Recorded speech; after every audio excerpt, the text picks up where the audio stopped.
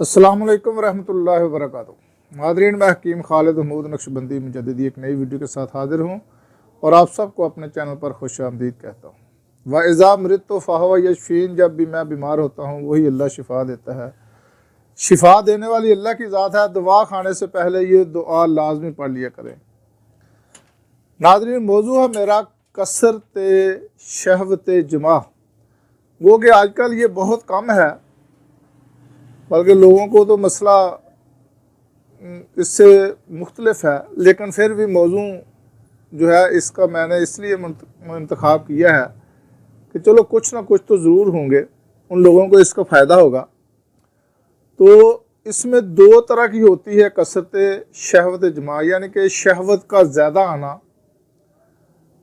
एक वजह तो ये है कि जो लोग मास्टरबेशन मुस्तजनी करते हैं उनकी हिस्स इतनी बढ़ जाती है कि उनको बहुत ज़्यादा इंतशार होता है, गो कि उनको सूरत इंजार का मसला होता है और बहुत जल्द वो डिस्चार्ज हो जाते हैं। लेकिन उनको कुछ साल यानी कि 25-30 साल के दरमियान, यानी कि 30 साल से पहले क्योंकि आजकल तो 25 साल से पहले हो जाता है, क्योंकि 25-26 साल के जो मरीज़ आते हैं उनको पता चल जाता है कि वो तो कहता है कि हमें मर्दाना कमज़ोरी की शिकायत हो चुकी है। इसकी वजह से भी बहुत ज़्यादा शहवत आती है, लेकिन ये चंद साल ही रहती है और उसके बाद वो यकदम ही आदमी जो है ना ज़ुफ़बा यानी मर्दाना कमज़ोरी का वो मरीज़ बन जाता है। और दूसरी वजह इसकी ये होती है कि कसरत से वो ग़िज़ाएँ इस्तेमाल करना जो खून और मनी को ज़्यादा पैदा करती हैं। कुछ ऐसे लोग होते हैं कि वो कसरत से ऐसी चीज़ें इस्तेमाल करते हैं और उनको बहुत ज़्यादा इंतशार होता है, शहवत आती है। तो इसके जो है 6 असबाब हैं।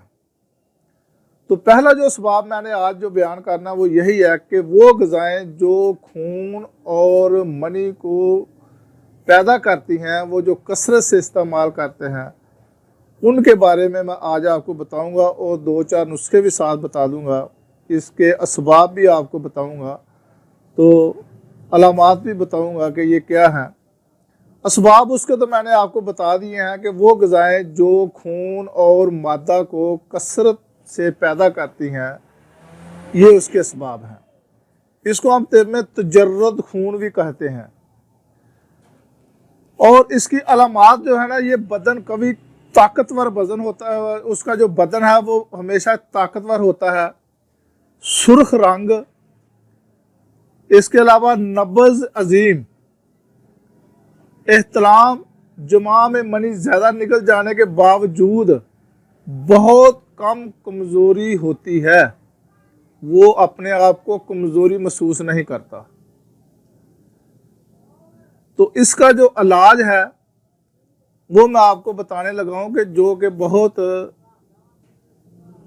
कम लोगों को ये मर्ज़ है। अगर वो कसरत मुबाशरत से भी काम लें तो उनका ये मसला हल हो सकता है, लेकिन उसके बावजूद उसके फिर नुकसान भी कुछ होते हैं। लेकिन ये है कि इसका इलाज कराना ही बेहतर है।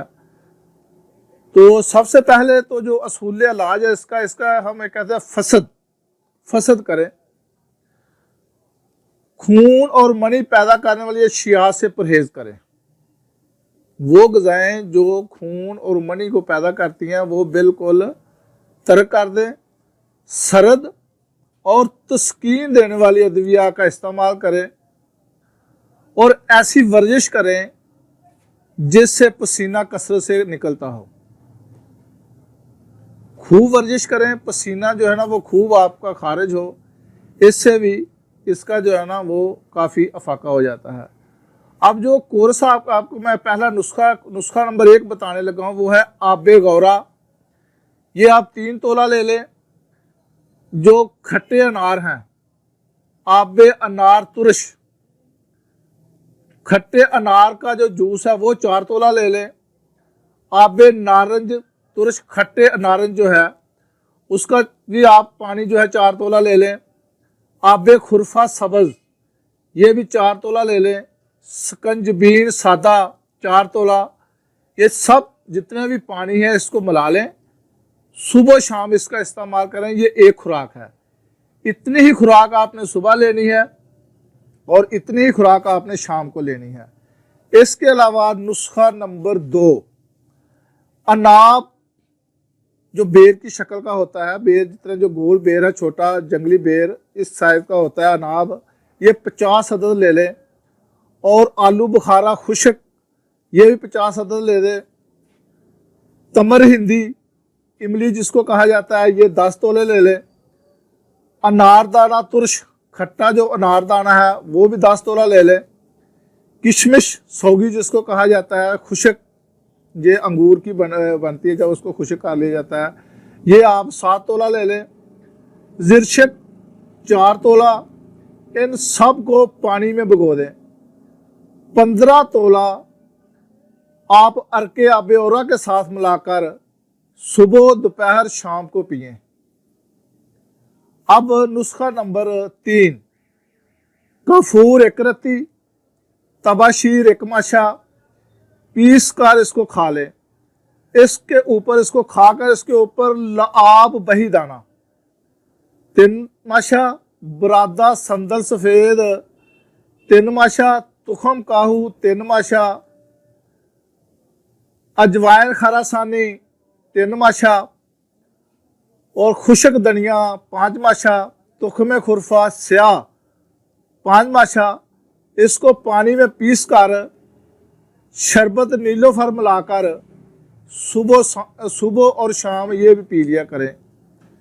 और इसके बाद अगला नुस्खा जो है ये सफूफ है जिसको हम पाउडर कहते हैं।